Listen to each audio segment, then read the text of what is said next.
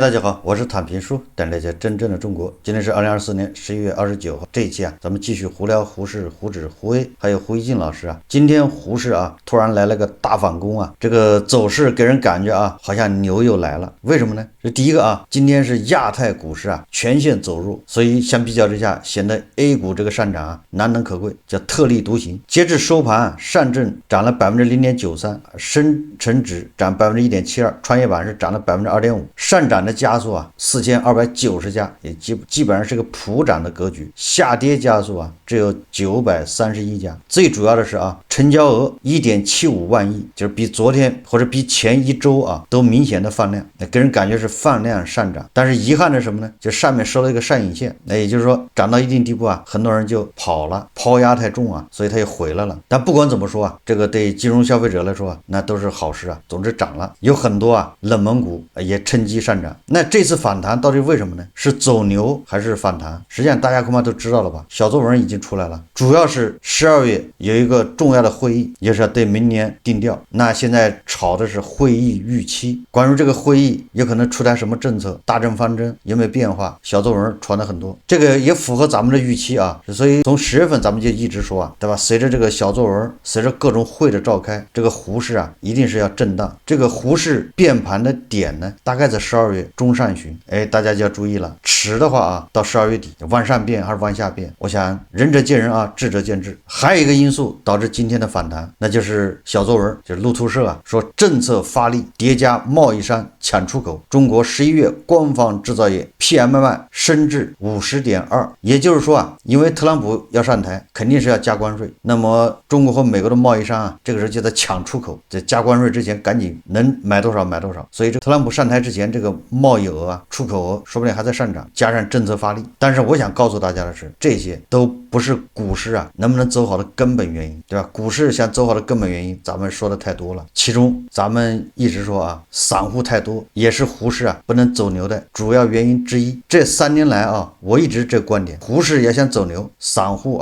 必须要干掉一大半。你用什么方法把它干掉呢？要么你就把韭菜割断根，你要么就把它赶到机构去。就散户在这个胡适二级市场他就待不下去，他变成基民，对吧？买基金去或者买私募理财，只有20-30%的这个散户他才能在这个市场待着。这些散户他的见识、他的投资能力、他的这个自我控制、自我约束都不输这样人他历经淘汰没有淘汰掉，他顽强的在胡适活下来了。所以咱们的观点就是这个胡适不是要保护中小投资者，保护是指公开公平，记住了保护中小投资者指的是你要公平交易，不能有内幕交易，对吧？不能搞这个欺诈上市，不能搞财务造假，不能搞这个信息披露违法违规，这个叫保护中小投资者。但是你不能从交易制度、交易工具上没有必要容许机构利用他们的专业知识、他们的工具、他们的大号镰刀把韭菜割断根，把股市的韭菜割断根，让这些想投资的人想参与资本市场这个一起成长、从中获利的人，他被迫去买基金，跟机构包一块。不是不让投资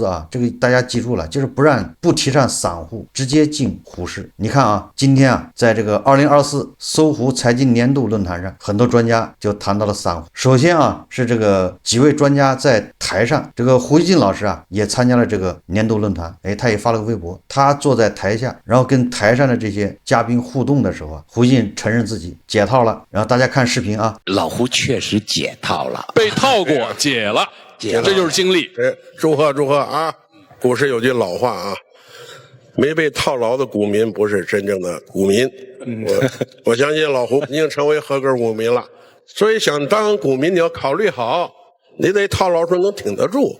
股市不是咱们老百姓玩的，刚才老师说了，股民能不能赚钱，该不该赚钱，理论上大家都想赚钱，能不能赚钱？赚不了。所以我经常跟大家说3句话：第一个，你炒股之前你对风险清楚不清楚；第二个，如果出了风险可控与否；第三个，出了风险你能不能承受。这个台上的人呢，有一个叫陈大霄李大霄一个叫陈旭，一个叫贺强，他们对胡一进的解套表示热烈的祝贺。这个贺强他在这个会上他讲啊，股市有一句老话，没被套牢的股民不是真正的股民。我相信老胡就是胡一静啊，已经成为合格的股民，但股民要考虑好，要经受市场考验和检验，套牢的能挺得住。套牢是好事，促使股民关心国家大事，关心股市走势，时间长了了解股市，可能才能赚钱。给我的感觉啊，好像你炒股你必须先被套，这才是行。这个你炒股啊，先套先消费，你就相当于投名状，对吧？你进资本市场点钱行吗？先有付出啊，才有收获。然后他说啊，关键你被套住之后啊，你就更加关注国家大事，关注股市。这个咱们以前说了，这胡适就是最大的知识付费平台，对吧？你本来是来赌博的，结果呢读了个博士，比读了个博士还厉害，上知天文下知地理，国家各种行业政策如数家珍啊。现在科学的前沿，各种细分领域无所不知，人工智能、什么算力、算法、石墨烯、太阳能，对吧？这是科技前沿，没一个不知道的。然后地缘政治，从南亚到中东，到波罗的海，到黑海，你看你一炒股，这些知识都是必备啊。我在想啊，这个贺强啊，有可能是调侃的说法，他自己炒股啊一直被套，恐怕到现在都没赚钱，炒股20年了就没赚到钱，是一种无奈的自嘲啊。而这个程序啊，人家说的就更直白，老百姓不玩股票是最好的理财方法，要老老实实工作挣钱，消除投机心理，才能过安稳的日子。一样的啊，是在这个论坛上，这个程序显然是跟那个李大霄啊、贺强啊，他们观点完全不一致。他的观点简而言之啊，就是劝散户啊远离股市，那跟我的观点啊某种程度上是吻合的。我是建议现在当下你要远离股市，等到股市病治好了，慢牛回来了，你可以选择去玩一玩。程序呢，他说啊，我对我们股市的看法跟我看中国足球一样，在他看来，股市不是老百姓玩的，投资者在入市前必须深思熟虑几个关键问题：对风险清楚不清楚？如果出了风险，可控如否？出了风险能不能承受？程序进一步阐述说啊，我们不是专家，炒不了股，我们不是机构，有大量的资金进出。他指出，没有投资技能，普通的老百姓入市赚了不走，输了也不走，是无可奈何的。他建议啊，普通老百姓老老实实做工作赚钱，消除投机的心理，才能过安稳的日子。没毛病啊，程序这观点现在当下行之有效。针对近期市场变化和新股民的涌入，程序表达出了担忧。他认为当前市场的游戏规则不公平，许多公司上市的目的并非为了融资发展生产，而是为了套现减持。他指出，许多投资者缺乏判断股票好坏的能力，因此他个人主张老百姓不要玩股票，认为这是最好的理财方式。所以我说啊，散户你要想参与这个资本市场，对吧？资本市场成长给你带来这个好处，那你不能直接参与胡适，而是通过参与机构。当然了，我们不能否认啊，现在机构有好多问题，对吧？机构本身就要严厉整治。反过来说啊，就是散户自己本人是不能直接进胡适。程序刚才说的很有道理，胡锡进老师可以，为什么呢？因为胡锡进老师他有时间，关键他有源源不断的钱，他可以源源不断的补仓，他自媒体的收入也不少，他的退休金也不低。也就是说，你胡适再跌，他再补仓，总有反弹的时候，一弹他就解套。而广大的散户韭菜，你哪有钱补仓啊？胡锡进能做到不卖，你做不到。这个前恒大首席经济学家任泽平，他在11期间啊说，这个开盘即收盘，为此啊，对吧？他还跟这个东方港湾的但兵两个人怼起来了。虽然事后啊，任泽平似乎反省了，后来啊，任泽平啊还反省得更彻底。他认为啊，中国的散户实在太多了，完全没有自我投资 A 股的思想，像羊群一样，从而害了 A 股。你看看，任泽平老师终于跟我的想法一样了，也认识到，对吧？胡适起不来，一个主要的原因就是散户太多。他说，我国的散户有80%以上的比例，他这说的保守了啊，散户可以说是95%，剩下的5%是大股东、二股东，连这个什么基金、私募机构他们都已经散户化，就是胡适啊能够交易的，因为大股东他被限制交易啊、禁售啊，对吧？他减持是要先通知啊、发公告啊，能够自由交易的都是散户。这个任泽平老师说啊，所以 A 股投资者啊这么多的散户呢，他就形成一种效应，叫羊群效应，它会损害资金的追逐优质资产的这种理念。散户炒股不是稳定性很强的那种，他们喜欢追逐一些消息层面的以及内部资金流向。就什么意思啊？就是羊群效应呢，就是这个头羊啊，如果它往悬崖下跳，那后面的羊是不管的，都会接二连三往下跳，这叫羊群效应。也就是那个垃圾股，哪怕过几天就要退市了，已经被证监会立案调查了，这种股票讲个故事，只要它一涨，散户就无脑跟上去，能连涨10几个涨停。最近炒那个玄学啊，东南西北中发白，炒完之后炒数字，炒什么日出东方带东方的全部涨停。你说这么个市场，还有那些专家盼着这样的市场走牛，到底居的是什么心呢？你看任泽平现在已经醒悟过来了啊，认为散户太多。既然散户太多，你在11期间你还忽悠散户入场，什么倒车牛啊，什么开盘即收盘，你应该是提示风险，对吧？像陈旭这样的劝这些人不要炒，对吧？你就不是炒股的料，干嘛还跑去送钱呢？啊，或者像贺强这样的嘛，贺强他说高漆黑，对吧？反正你炒股都要被套，你愿意套你就来，套完之后好好学习，然后炒股第二天就踏上了慢慢解套之路。所以啊，越来越多的人如果认识到是散户导致胡适啊没办法走牛的原因，我还说之一啊，要让监管，对吧，充分的认识到这个问题。这监管呢，对吧，一边给这些大股东给这些机构发镰刀发大铁锤啊，一边在那喊保护中小投资者，这不整个的是个精神病吗？然后还忽悠这些散户入场，连这个外资机构啊外媒他都认识到这个问题。这个华尔街日报报道啊，他说啊，维持中国股市涨势的关键是2亿散户。其实老外他根本理解不了这事啊。他这文章这么说的啊，他说上证综指10月初创下2022年2月以来最高水平，今年以来累计上涨11%。追踪中国最大公司股票表现，沪深300指数上扬14%，这很可能得益于散户投资者。中国股市的一个独特之处在于，它由2亿散户投资者主导。由于利率下降之际，缺乏有吸引力的投资机会，散户已在重返股市。自新冠疫情以来，中国家庭一直在囤积现金，严格的风控冲击了中国经济，严重的打击了消费者信心。这种状况提振了储蓄，在防御限制措施放松之后依然如此。工行存钱啊，据高盛估计数据，疫情期间，随着中国家庭增加储蓄，回避股票和房地产投资，家庭存款增加了6.2万亿美元。中国央行数据显示，到9月份，银行存款增至20万亿美元，几乎是中国沪深两市总市值的2倍。但这种趋势可能正在转变。中国央行数据显示，中国内地投资者上个月新开 A 股账户685万个，是9月份的3倍。与此同时，家庭存款减少了近790亿美元，也就是将近6000亿人民币啊。分析师据此判断，其中一些存款可能已经流入了股市。这个汇丰的主管表示，目前还不清楚这些存款中有多少会流入股市或实体经济，但潜力是巨大的。他还说啊，与中国内地股市市值相比，这些家庭存款的规模前所未闻。这个海外的媒体啊，他想不明白，中国的市场是靠2亿散户支撑。前不久啊，这个叫股子经济概念啊爆火，火到什么程度呢？11月28号，汤姆猫公司称，公司持股5%以上股东王健于2020年6月2日至2024年11月27日期间啊，通过集中竞价交易、大宗交易减持1.74亿股份。什么意思呢？11月19号到27号啊，汤姆猫因股子经济大幅走高，期间涨幅58%，最新市值250亿元。结果大股东啊就发减持公告，他要卖股票了。什么意思啊？就这个股子经济涨的，人家汤姆猫自己都整不明白，大股东搞不清自己公司这么值钱。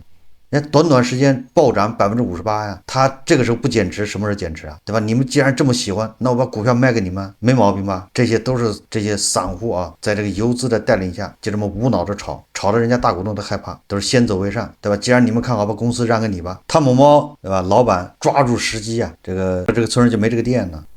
如果他认为还能涨2倍3倍，他会减持吗？他得等到涨3倍再减持啊。最后我们再看看胡锡进老师啊，这胡锡进老师啊，虽然在论坛上说啊他解套了，那言下之意啊，就是到目前他也没亏钱，他应该还持有股票。那今天这么一涨，胡锡进老师恐怕又赚钱了。胡锡进老师啊，对最近比较火的就是吴柳芳视频擦边这个事啊，他也做了评论，但评论特别长。但是我看他啊，主要观点是他认为啊，吴柳芳的视频虽然不妥，一些人认为他擦边了，但这件事应该处在批评教育的程度之内。目前吴柳芳的账号不能够加关注，这大概是他受到批评教育的反应。我个人不主张因为吴柳芳发了这个引发争议的视频就对他做过重的处理，反对他发那个视频的网友也不必对他的行为上纲上线，提到国家荣誉的高度。这是胡锡进的观点很多啊，一如既往的和稀泥。这一方面他认为吴柳芳那些视频过了，一方面又认为网上那些人上纲上线，对他喊打含沙也不太好。然后平台对这个吴柳芳的处理什么不能关注啊，他认为这是一个教训啊，这是一如既往的是胡适评论的这个风格，就是和稀泥。实际上我以为啊，胡锡进老师他自己被禁言3个月，他应该对吴柳芳啊是深深的同情，但是胡锡进老师啊让人遗憾，让人失望。这个一切啊都是归咎于他胡适啊已经不亏了，赚钱了，所以这个人性的光辉啊就少了那么1分，暗淡了几分呢。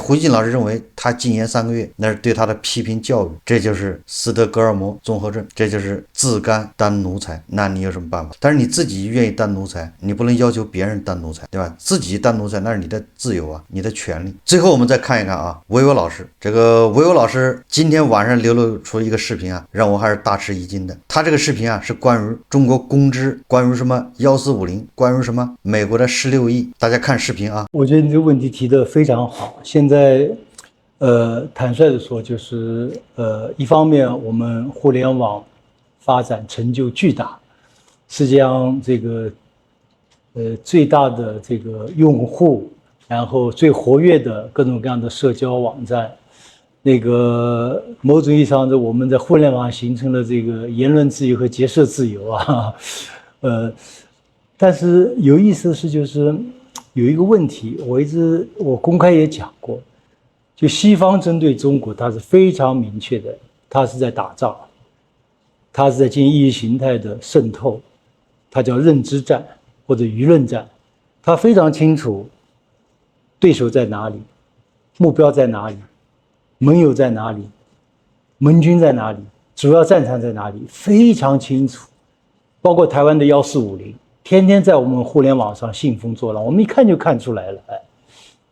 但是呢，我们由于种种原因，相当多的这个互联网治理方面的人士还没有这个意识，没有打仗的意识，所以往往是叫什么呢？就是消极被动的防御。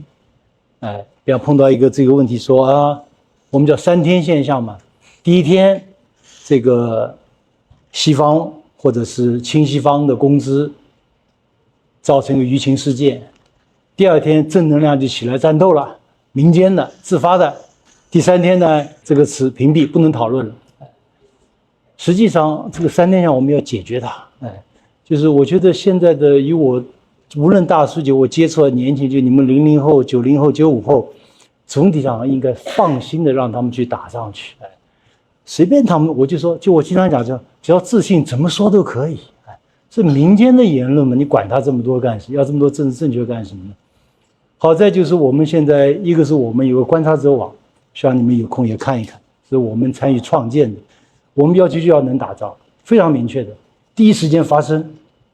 所以我觉得就是一个是你们自己通过自己的这个力量发声，另外呢就是这个正能量的这个自媒体互相之间要合作团结。总的我觉得就是我把今年我叫做中国公知的反扑年，可能收到狗粮了，这个包括16亿要下来了，还有反扑，但总体上这个大势，这个对大势的研判非常重要。他们是失去这个大势是没有办法的，所以这个我说不用太担心的。包括有时候网上一些人攻击我，他们说张老师你要不要反击一下呀？要不要什么？我说小菜一碟，不用担心，最后坏事一定变成好事情。他骂得越凶，我的粉丝增加越快。背后就是这个，背后就这个。背后就是这个时代大势变了，就是克服这个3天现象嘛，对吧？你让正能量发生，然后老百姓很快就辨认出来了，这个孰是谁对谁错，孰是孰非，也提高整个民众的这个整个的判断水平。说实话，我本来对维欧老师啊还是有那么一点点尊敬的。为什么呢？我把他划为学者一类，因为他说话有条不理，有条不紊的，文质彬彬，不紧不慢，娓娓道来。但是今天这个视频让我感觉他和网上那些正能量没啥区别啊，一模一样。他的认知，他的格局就是另一个家头。如果说存在什么中国公知，对吧？拿了美帝的钱，如果真有这个事的话，我更相信啊，维欧老师拿了俄国人的钱，因为这个美国人的16亿啊，不清楚是什么钱，都是传言。哎，也有传言说特朗普一上台把这16亿要取缔掉，大家应该听过这种传闻吧？但是啊，今日俄罗斯花钱在美国收买这个舆论，今日俄罗斯跑到大国，对吧？找这些大 V 正能量代言，比如说加头，这个都是事实，加头自己提供的证据。维欧老师呢，这种事情没少干，替镀金代言，帮助镀金宣传，这还少吗？谁才是这个国外机构的喉舌啊？没有硝烟的战场，到底谁是敌人呢？这让我想起了啊，网上不有个段子吗？当一只狗在吃屎的时候，你可千万不让它吃。如果你要阻止它，那它就认为你要跟它抢屎吃。哎，这个道理是一样的，对吧？维欧老师他正在享受着这个俄国人的资助，拿着俄国人的好处，对吧？你要骂他，哎，他就说你都是公知，你拿了美国人的好处。维欧老师有没有拿俄罗斯人好处呢？这个没有直接证据啊，但是他跟镀金打得火热，这个没毛病吧？而镀金主张是把什么河以北都当做缓冲区啊，这也没毛病吧？就是明知这个人是个坏人，脑子里装的都是屎，你还跟他打得火热，这不是叫斯德哥尔摩综合症吗？人家公开的言论，人家出版的书里面就是这一套学说，然后你拿他当朋友。那个美帝再坏，他没有坏到这程度啊，说要把咱们什么地方拿去做他的缓冲区啊。当然了，这美帝千万不能这么说啊，他一说要把什么地方划作他的缓冲区，那好的地方人还愿意呢，求之不得，那怎么办？这不乱套了吗？你可以理解成韩国就是美帝的缓冲区，哎，日本是美帝的缓冲区，苏联人画的缓冲区，蒙古看一看，对比，没有对比就没有伤害。我相信啊，这恐怕也是乌克兰人这坚决反对俄罗斯侵略的主要原因。无论是加入俄罗斯还是被俄罗斯划成缓冲区，他的下场顶多是另外一个蒙古，甚至还不如。但是如果加入欧盟呢？所以我觉得啊，这恐怕是乌克兰人呢奋起反抗、坚决不从的原因啊，榜样就放那摆着呢。好，这期节目我们就聊到这里，感谢大家收看。如果喜欢我的节目，欢迎订阅转发，也可以在下方留言评论，谢谢大家。